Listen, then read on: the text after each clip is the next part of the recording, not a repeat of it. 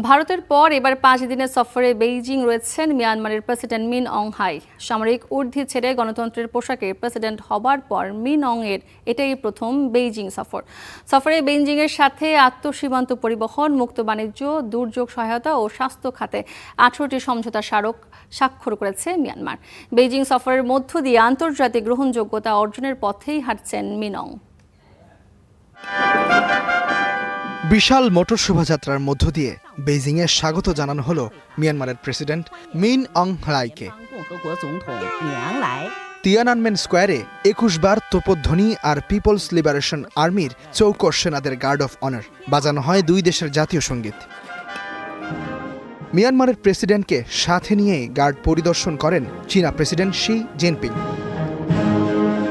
সামরিক উর্দি ছেড়ে গণতন্ত্রের পোশাকে প্রেসিডেন্ট হবার পর মিন অং এর এটাই প্রথম বেইজিং সফর। অভ্যর্থনার পরই বেইজিংয়ের গ্রেট হলে প্রেসিডেন্ট জিনপিং এর সাথে 1 ঘণ্টারও বেশি সময়ের এক রুদ্ধদ্বার বৈঠকে মিলিত হন মিন অং।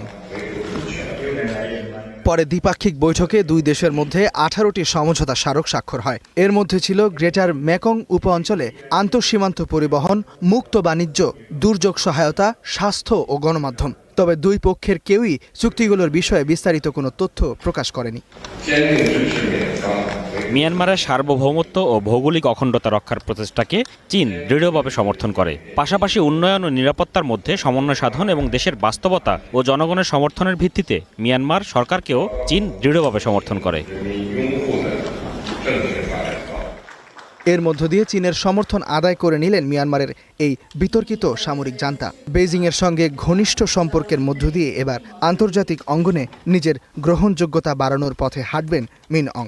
1 বা 2 দিন নয়, টানা 5 দিনের সফরে আগামী 19 জুন পর্যন্ত বেইজিংয়ে কাটাবেন মিয়ানমারের এক সময়ের এই সামরিক জান্তা।